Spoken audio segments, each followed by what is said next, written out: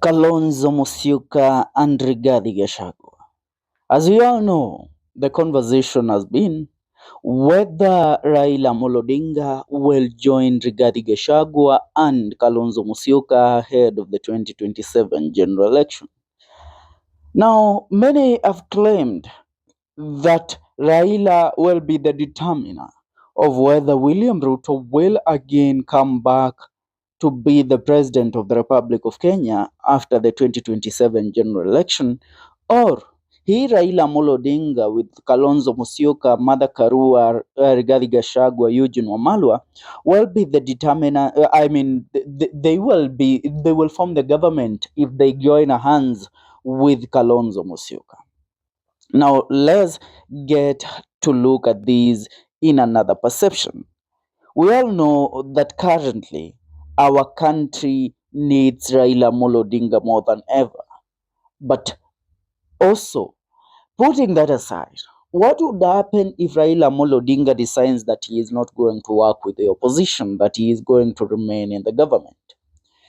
Is there uh, any candidate that can beat that can beat William Ruto come the year 2027? Now, I want to give you some sentiment that were made by one Kalonzo Musyoka. The Wiper Party leader Kalonzo Musyoka on Sunday he said that he does not need endorsement from anyone to be elected president in 2027. Kalonzo said the presidency is up for grabs and that he stands a better chance to take it either by fire or by force. Without elaborating, Kalonzo said he is ready to take the mantle, telling President William Ruto and his allies they would not be allowed to disfranchise voters and cause confusion in 2027 and beyond.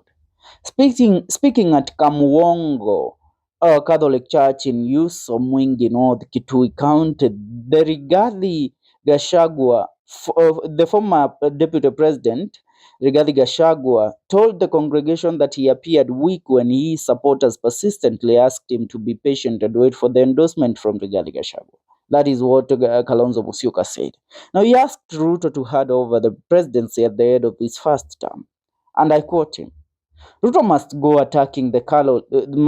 attacking the Catholic Church and Muslims for exposing his corruption deals. Kenya has enough of his trickery by sowing hatred and causing division among communities. Kalonzo weighed into the government's illegal debt repayment and alleged grabbing of Kenya Defence Forces land, giving it to the church. And I quote him. The international community is calling out Kenya for supporting the war in South Sudan and Sudan. Ruto must be held responsible for the war. He said the president was treading on a dangerous line and had crossed the red line. He asked farmers in the region to snap the mass livestock vaccination, terming it as a ploy by the Kenya Kwanza administration. Now, let's leave aside everything that Kalonzo said on Sunday, and let's look at the voting blocks and the factors that people will consider while voting in the year 2027. When we look, Ruto is aiming for the Nyanza region. And one thing that you must be sure, if Raila Odinga will be out of the ballot papers, then there is no way the Nyanza region, even 50% of them will go out to vote. So that means the voting that the card that Raila William Ruto is treading on, believing that Raila Odinga will deliver or will save his presidency for the second term in the year 2027, is something that he must take out of the box, because these people, even when Raila Odinga was on the ballot papers, they never voted 100% of them, even 90%, nor 80%. The people that vote as a bloc, the people that vote about even 95% of them all are the Kikuyu community. When they want somebody out of the government, they will vote. They will even raise the dead to vote, the dead to come and vote. Now, when you look at this coalition of Rigathi Gachagua, Kalonzo Musyoka, Martha Karua, and Eugene Wamalwa, even Fred Matiang'i, even if Raila Odinga refuses to come in, there is a chance that these people might win the presidency come the year 2027. Kalonzo delivers, I mean, the people, the Kamba community, all of them worships Kalonzo Musyoka's decision. They will vote for whoever Kalonzo Musyoka will be supporting. Whether Kalonzo will be on the ballot papers, we all know that in the said coalition, there is no other candidate that has higher chances of becoming the presidential candidate in the Rigathi Gachagua's coalition more than Kalonzo Musyoka. So even if we look at it in the broader picture, when Kalonzo Musyoka is tabled as the presidential candidate, then we count that all the Kamba votes, all of them will be on Kalonzo's side. Rigathi Gachagua's voters from the Mount Kenya region will be on on the Kalonzo's side, on the Kalonzo's ballot box.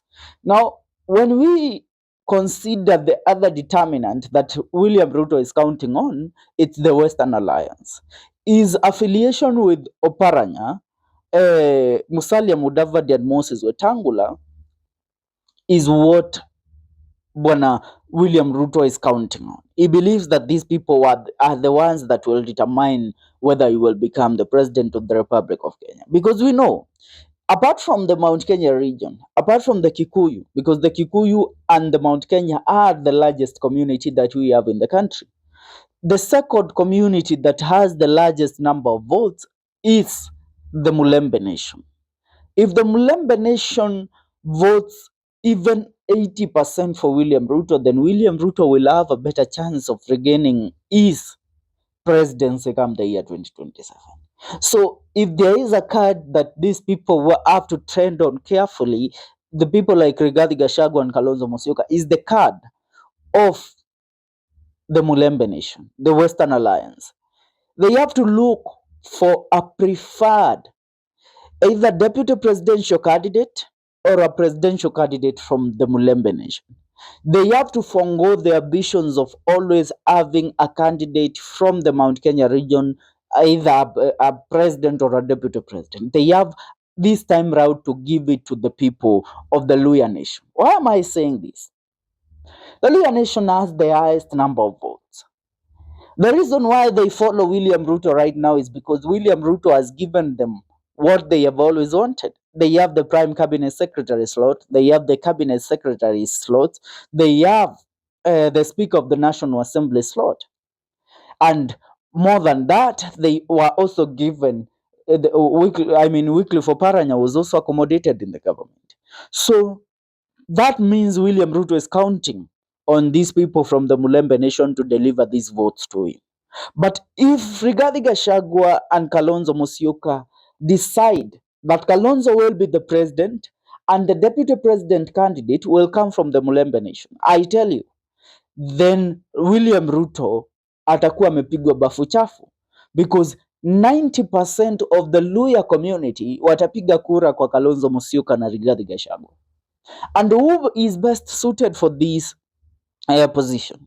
I can say we have George Natembeya, the current governor of Trans Nzoia County, serving his first term, whether he can accept to be elected, to be given, to be endorsed for the deputy presidential candidate. Apart from George Natembeya, we have Eugene Wamalwa, the former cabinet secretary of Interior, Defense. Allow me to say, the reason why this alliance, the Gachagua Rigathi ticket, choosing a candidate from, a deputy presidential candidate from the Mulembe Nation will influence on who becomes the president, is because when we look at the year 2002, when Raila Amolo Odinga said, Mwai Kibaki tosha, Mwai Kibaki also went for a deputy presidential or a vice presidential candidate from the Mulembe Nation, who was Kijana Wamalwa. And that is how they won the election of the year 2002. Because Kijana Wamalwa delivered all the votes of the Mulembe Nation into Mwai Kibaki's side. Raila Amolo Odinga campaigned for Mwai Kibaki. Raila walked out of Daniel Toroitich Arap Moi's government with a lot of supporters, and that is how they formed the government. So currently, when we look at it in this perception, if we choose the Gachagua Kalonzo coalition chooses a deputy presidential candidate from the Mulembe Nation, I tell you, our watu, they have missed the opportunity of being in power for a very long time, since the year 2002 and since Muda Wari left the government. So it's high time this function of Gachagua and Kalonzo reconsiders their options. If they reconsider their options and choose a deputy presidential candidate from the Luya nation, watakuwa wamemalizana na William Ruto asubuhi na mapema, because that is what William Ruto is counting on. If they fail to choose that, William Ruto atapokea kura zote. Remember, Gachagua akona Eugene Wamalwa, akona George Natambea, akona Cleophas Malala.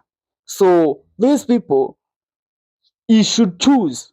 But one that is more fitted to this role is either Eugene Wamalwa or one George Natambea.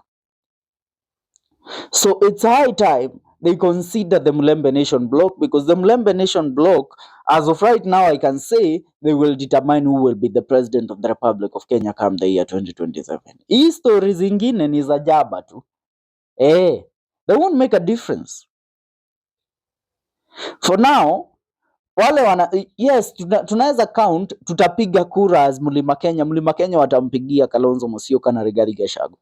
The Kamba people will do the same.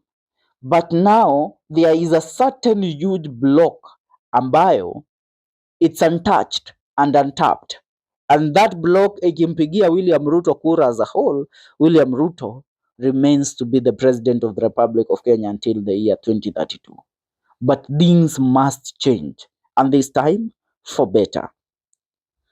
Nataka kusikia maoni yako. What is your take in regards to the choices that Gachagua and Kalonzo Musyoka have to make on the selection of their deputy presidential candidate? Subscribe to the Kenyan Daily Report.